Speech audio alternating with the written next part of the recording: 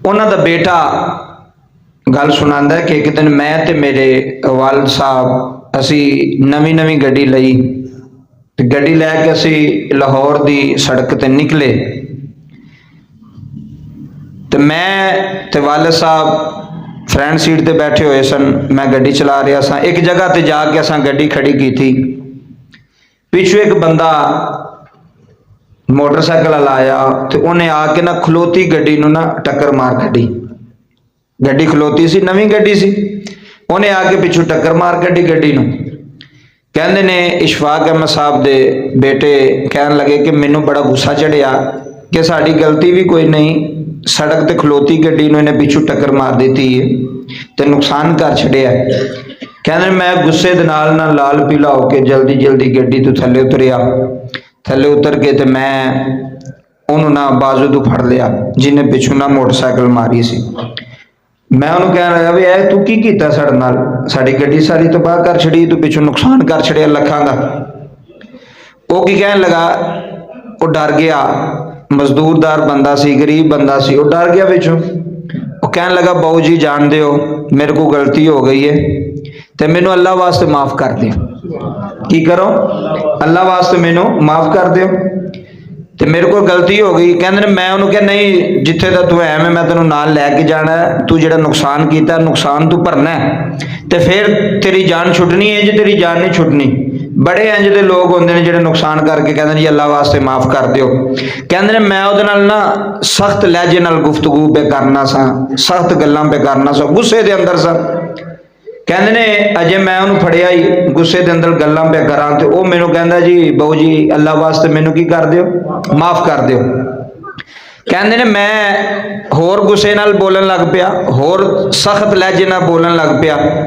अक्सर तुहानूं पता रोड ते जांदे कोई गड्डी लग जाती है तो वह जेड़ा फिर माड़ा बंदा होंदा जेड़ा फिर ओहदा हाल होंदा फिर उन्हें पता है। ये बड़ी वड्डी गल है। इशफाक साहब ना गड्डी तो थल्ले उतरे। हुण उन्हां दा बेटा गुस्से दे नाल पिया बोलदा सी, उन्होंने कहंदा सी तू नुकसान भरना है। बाबा जी इशफाक अहमद साहब थल्ले उतर के ना ते बेटे नूं कहन लगे तुसीं जाके ना गड्डी च बहो गुस्से दे नाल अपने बेटे तुसीं गुस्से नाल। कहन लगे भी बाबा जी वेखो इन्हां किन्ना नुकसान कर छड़िया, अगर मैं वेचण भी जावां 3-4 लाख दा मेरा नुकसान हो गया तो तुसीं मैनू पे डांटदे हो, मैनू पे आंदे हो तू गड्डी च बह। कहन लगे कि मैं उस दिन पहली बारी बाबा जी इशफाक अहमद साहब गुस्से च वेख्या कि मैनू कहन लगे तुसीं बहो मैं कर लेना नाल। मेरी बांह फड़ के ना तो मैनू गड्डी च विच आके ना लिया के बिठा छड़िया ते आप ही ना कहंदे ने मैं गड्डी का शीशा थल्ले कीता भी बाबा जी इशफाक अहमद साहब उहदे नाल की गल करदे ने, की गुफ्तगू करदे ने। कहंदे ने उन्होंने जाके ना कोल जाके कहन लगे पुत्र तू परेशान ना हो, ये गुस्से वाला मेरा पुत्र है तो तेरे नाल कोई वादा घटी इन्हें एक गल की है तो जा तेनों असीं अल्लाह वास्ते माफ कर छड़िया। की कीता अल्लाह वास्ते। यह सबक इस गल दे अंदर सबक सीखना है, मैं भी तो तुसी भी। या अल्लाह वास्ते मैं तेनों माफ किया, इन्नी गल करके ना तो वह गड्डी दे विच आके बह गए। तो कहंदे ने मैं वालिद साहब नूं कहा बाबा जी तुसीं उहनूं माफ कर छड़िया एड्डी जल्दी, इन्ना नुकसान कर छड़िया। कहन लगे पुत्र गल सुन, उन्हें तेनों की किया सी? उन्हें कहा बाबा जी मैनू ने कहा भी अल्लाह वास्ते मैनू माफ कर दे। तो तू अगू की किया? कहंदे जी मैं उन्होंने कहा भी मैं तेनों माफ करना, कोई नहीं मैं नुकसान भरना जेड़ा तू नुकसान किया है। कहन लगे पुत्र 1 मिनट वास्ते सोच, उन्हें तेनों कहा अल्लाह वास्ते मैनू माफ कर दे, तू अगू कहना पे मैं तेनों माफ करना नहीं। कहन लगे पुत्र अगर यही जुमला अल्लाह मेरे ते तेरे वास्ते बोल दे भी मैं तुहानू माफ नहीं करना तो फिर किथे जाएंगे? जेड़ा तू पिया बोलना है उस माड़े बंदे वास्ते, उन्हें अल्लाह वास्ते कहा ना मैनू माफ कर दे तो तू की कहा मैं तेनू माफ नहीं करना। कहन लगे फरमा लगे पुत्र अगर यही जुमला अल्लाह साडे वास्ते बोल दे मेरे वास्ते ते तेरे वास्ते की गुजरेगी तेरे ते? कहन लगे बाबा जी फिर तो साडा कख रहना ही नहीं, पल्ले कोई चीज़ रहनी जी अल्लाह ही कह दे जा बंदे मैं तेनू माफ नहीं करना। तो कहन लगे पुत्र इंज नहीं करीदा, माफ करना अल्लाह दी सिफत है, माफ करना अल्लाह दी सिफत है। फरमाया जे तू अल्लाह दी रजा वास्ते उन्होंने माफ कर देंदा ना तो हो सकता अल्लाह जलाल विच आके सानू भी माफ कर छड़दा कि इन्हें मेरे बंदे नू माफ किया, इन्हें मेरी मखलूक नू माफी दी। साडे विचों माफ करने का मादा उंज ही मुक गया, माफी देने का या माफी मंगण का। असी पता की कहने अगला बंदा साडे को माफी मंगे, असी क्यों मंगी? फरमाया अगर यही लफज अल्लाह तुहाडे नाल या मेरे नाल मामला करे तो फिर साडा की मामला बनेगा। अगर कोई बंदा जिंदगी विच तुहानूं कहंदा ना भी मैनूं अल्लाह दे नाम ते माफ कर दो, उहनूं कर दिओ। वो दलीला ना मंगो उहदे अगे, या उहनूं ये ना कहो नहीं इहनूं जरा 2-3 घंटे लग लैण दिओ, या इहनूं जनाब जरा समझ आ लैण दिओ। उहने अल्लाह वास्ते तुहाडे कोल माफ़ी मंगी है।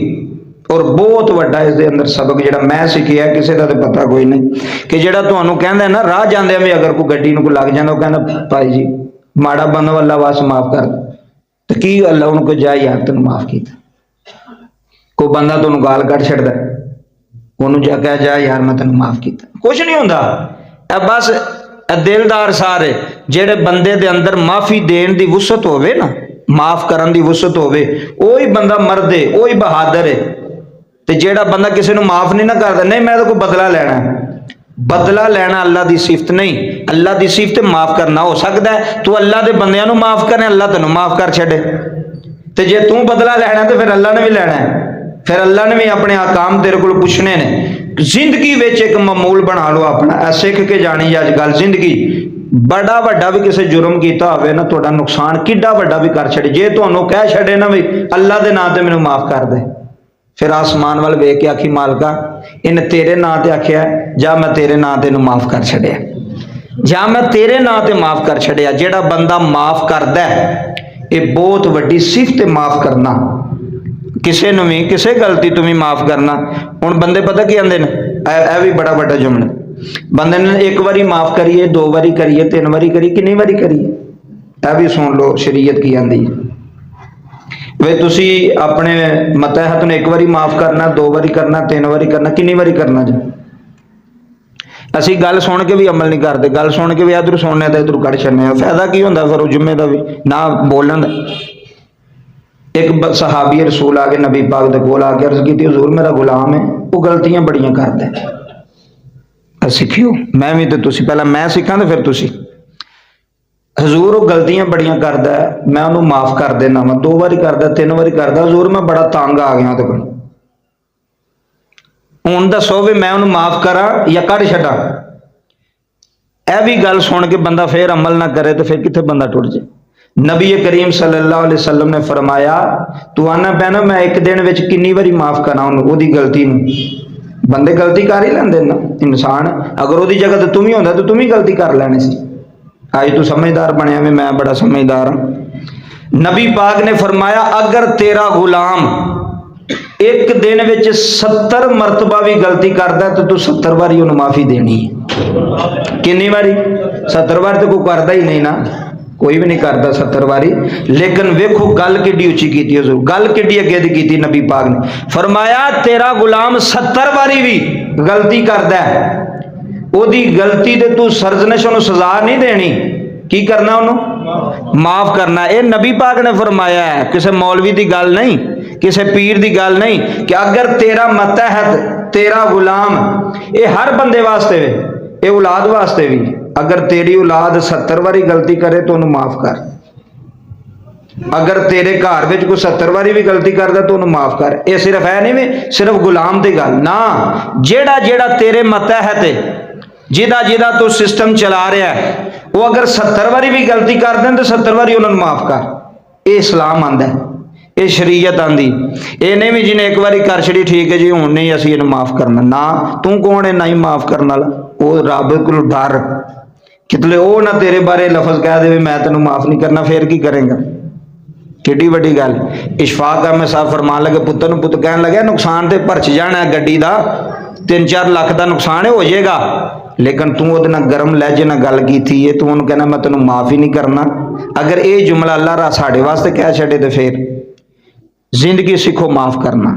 कोई गलती करता 2 बारी करता, 4 बारी करता, 5 उन्होंने कहा जा यार माफ किया, जा तेन माफ किया। पकड़ जी है ना, पकड़ कई बंदे कहते जी मैं बड़ी पकड़ करना, पकड़ ना करो।